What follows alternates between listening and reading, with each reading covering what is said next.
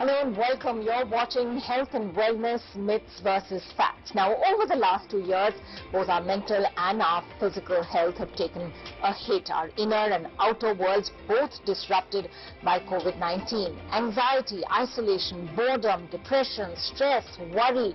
The global pandemic has had a significant negative impact on the well-being of so very many people. Now, people have used the lockdown as an excuse to avoid physical activity. Working from home, though, is no excuse to stop exercising. Physical activity and exercise can improve your health. It can reduce the risk of developing several lifestyle conditions like type 2 diabetes, cancer, and cardiovascular disease as well, metabolic conditions that can become very, very serious indeed. Exercise can help people lose weight. It can lower the risk of many diseases related to obesity. Regular physical activity can also bolster your defense against infections. For people who have diabetes, the benefits of exercise just cannot be overstated. Now, people with diabetes and heart disease are generally confused about the right amount of exercise for them. Well, today we have a panel of experts to address all your questions related to exercise. When, how much, what should you be doing if you have a specific condition. Joining us on the show, Dr. Vinod K Bokadia, MBBS MD, General Medicine, DRNB, Endocrinology, Consultant Endocrinologist with the GBH American Hospital in Udaipur. We're also being joined by Dr. Jigyasu Singh, MBBS DNB Medicine. He's an intensivist and a diabetologist with the WellCare Medical Center. Thank you very much indeed, doctors, for being with us today. Dr. Vinod K Bokadia, let me begin with you. Now, we read about articles on the internet that talk about too much exercise and how over-exercising can also have negative effects on your body. So, give us a sense of how much exercise is safe. Are there facts and myths to do with exercise as well? Yeah, definitely. Exercising is very important aspect for our improving health and achieving good body mass index and achieving even mental health. But everything comes at the cost. So we have program with our culture that ati sarvatra varjaya. So definitely we must take some precautions while exercising, especially in patients with comorbidities like diabetes or hypertension or any cardiac ailments. So I suggest everyone must consult their doctor before proper guidance for the timings, duration as well as intensity of the exercise. Second thing is that what kind of exercise should we do? So there are various types of exercise like muscle strengthening exercise, aerobic activities and flexibility exercise.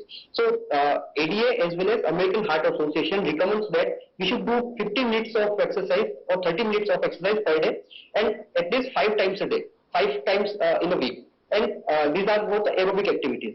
While for the resistance activities or muscle strengthening activities, we must do at least 2 days, spare 2 days in a week for this kind of activities. And these activities are helping in achieving good body mass index and metabolic benefits. All right.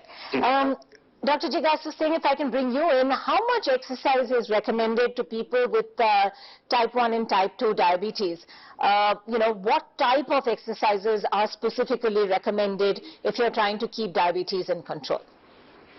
Thank you so much, Ankita, and wishing you all a very good news we have got morning that we have achieved almost 100 crore vaccination also. So now coming to your questions that how much exercise is necessary in type 1 and type 2 diabetes, what Dr. Bokadia has already told that ADA has recommended almost 150 minutes per week of exercise, that is 30 minutes per day of moderate to vigorous exercises. To moderate to vigorous exercises, what we should do like aerobic exercises, we should do for brisk walk, we should go for cycling, we should also go for swimming, jogging. These are the aerobic exercises. For resistance exercises also, we should go for the weightlifting exercises. If you are using a gym also, treadmill, that will be very good for you. But 30 minutes of daily moderate to vigorous exercises is must for every patient of type 2 diabetes. In type 1 diabetes, we will discuss later also that how much exercise is necessary, but in type 2 diabetes, definitely 30 minutes of per day exercise is very important according to World Health Organization and ADA recommendations also. But before exercising, starting an exercise, proper workup should also be there. And for elderly people, like the old age people, I will not suggest that everyone should go for the very high level and very high intensity exercises or weightlifting exercises. Even mild exercises with proper diet and meditation will also help in controlling your diabetes and glycemic variabilities, as well as fasting sugar, cholesterol levels, and postprandial sugar levels. So these are some basic points. But definitely before starting any exercise regime, you should consult your diabetologist or the physician with how we should start, or your trainers, because many underlying conditions are also there. We should go for them also, like any CVD risk factor is already there or not, any peripheral vascular disease is there or not. So these conditions, your doctor may advise that first you should go for any ECG checkup, or stress test should be there. These things should be followed. But the regular exercises like aerobic exercises and rigorous exercise like weight training exercises is must in every type 2 diabetes patients. All right. That's an important message then. Let's go into this in a little more detail now. Dr. Bokadia, what role can exercise play for women who want to reduce the risk of gestational diabetes and PCOS in particular, and what type of exercise is best in these conditions? So, the insulin resistance, it is a central pathological mechanism behind the PCOS as well as type 2 diabetes, or rather I should say metabolic diseases, which encompasses the other diseases like also hypertension, increased lipid levels, and body weight. So the insulin resistance is the key factor. And how to target insulin resistance? The exercise is the most important aspect for the targeting insulin resistance. So with insulin resistance, with exercising, we are reducing our body weight. These also help in reducing insulin resistance. And directly also exercise reduce insulin resistance. So even in the lean PCOS patient, we encounter many lean PCOS patients. They are normal body weight. They are having normal body weight. So in these patients also, exercising reduce their insulin resistance and help in achieving their metabolic health. So the kind of exercise, as Dr. Jigyasu has well stated, that three important kind of exercises are there, like aerobic activities, muscle strengthening activities, and flexibility training. So aerobic activities are the mainstay out of these three exercises for the PCOS patients. As stated by Dr. Jigyasu also, like running, brisk walking, jogging, cycling, swimming, and skipping the ropes. These are the aerobic activities. Patient must have almost 150 minutes a week patient should spend in these activities. Along with these muscle strengthening activities with the use of hand like weights like dumbbells and push-ups, sit-ups. These kind of activities can be done twice a week. So these aerobic as well as resistance exercises improve your metabolic health with regards to increase your HDL cholesterol, increase good cholesterol, reduce your bad cholesterol, and improves body weight and sugar and blood pressure. Okay, so the big message then appears to be that exercise is a form of medicine, particularly when it comes to diabetes patients. So, Dr. Singh, how does exercise actually reduce insulin resistance then? Very good question from your side. Insulin resistance, first of all, we should know what is insulin resistance. When your body cells doesn't respond well to your insulin and the sugar levels keep on going up. And what are the signs of insulin resistance? Then they should appear and you should be little alert, like acanthosis nigricans, skin tags are there, and sugar level are high, your blood pressure, your triglyceride levels are high. These things are high, then you should be alerted. And you should consult your doctor that are we suffering from any type of insulin resistance. These insulin resistance patients will also land up in pre-diabetics also, or in future they may also land up in diabetes. So these patients should definitely go for a moderate and high level intensity exercises to prevent from pre-diabetes back to normal. Because if you go on to the diabetic level, then it will be very tough. So at that level, you should be stopped. So the more bout of exercises you do, the more glycogen is used, and the more glycogen is burned, then the better will be the insulin sensitivity and decrease the insulin resistance. So definitely these things are very important, a proper exercise and proper high level of exercises in insulin resistance is very must, especially the weight loss part. If you are going for almost around 10%, even 10% of weight loss, definitely that will help you in maintaining your insulin resistance, also increasing your insulin sensitivity, better control of your cholesterol levels, sugar levels, and waist circumference levels also. So these things are very important. So proper exercise with proper guidance is very important. All right, thank you very much for that. Dr. Bokadia, we've just heard Dr. Singh saying that exercise can in fact reduce insulin resistance. Now, is it then possible for those who've been newly diagnosed with diabetes or even pre-diabetes to actually reverse the condition completely with exercise? Yeah, definitely, ma'am. The term diabetes reversal is trending these days. And we, the Indians, are diabetes capital of the world. So definitely we need the resources to reverse our diabetes or coming back to our good health. So one thing I must admit that the newly diagnosed diabetes and pre-diabetes, these conditions can be reversed to some extent and for some duration. But never try to reverse type 1 diabetes as well long-standing type 2 diabetes. What happens, the best or good candidates for the reversal of diabetes are pre-diabetes and newly diagnosed type 2 diabetes. The newly diagnosed type 2 diabetes, we have good beta cell reserves, and these patients are mostly overweight to obese. So with exercise and other lifestyle changes like achieving good body weight, with reducing calories, reducing carbohydrate intake, we are going to reverse the insulin resistance, that is the central pathological mechanism, and with that we can reverse the type 2 diabetes as well pre-diabetes. But as long as patient maintain these disciplines, maintains these habits, the patients can achieve, they can maintain euglycemia or can be in reverted state. But whenever these lifestyle changes are lost, or we can say weight is about to increasing, then these changes or these metabolic conditions will bounce back. So the message is clear and loud and clear that we have to have discipline in our lifestyle changes and achieve good body weight as well. All right, so discipline in our lifestyle changes to achieve good body weight. We will take a very quick break at this point, but when we come back, we're also going to take a look at the link between exercise and blood cholesterol levels, at what time of day to exercise, whether it should be on an empty stomach or not. All of those questions to be answered by our medical experts when we come back in just a moment.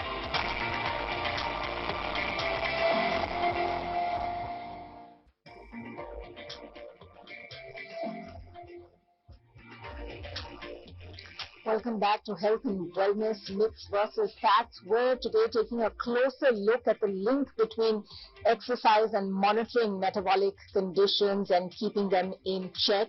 Now, we've talked at great length about exercise helping diabetics keep their blood sugar under control, but what about blood cholesterol levels? Does exercise actually help to lower blood cholesterol levels as well? Dr. Singh, if I can ask you this, there's good cholesterol as well. We'll try and get back to Dr. Singh in just a moment. Dr. Bokadia, for people with diabetes though, what is the best time of the day to exercise? What are some of the precautions that need to be taken when we start exercising? Yes, very pertinent question. The best theoretical time, rather I should say theoretical time to exercise is morning. Because we have our circadian rhythm, our biological clock, that it works in such a way that we have our very important stress hormone cortisol with us at the peak at the time of 8 to 9 am. So exercising in early hours of the day is very important because we are getting support from our stress hormones. Also, exercise keep us alert, awake, and active throughout the day. So, exercising at the late evening hours or even night hours can lead to sleep disturbances.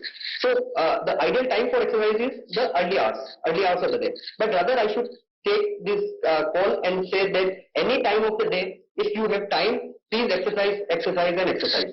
The next thing is that sitting. The sitting is considered a new smoking nowadays. It is an equivalent risk factor as the smoking cause to the cardiovascular health.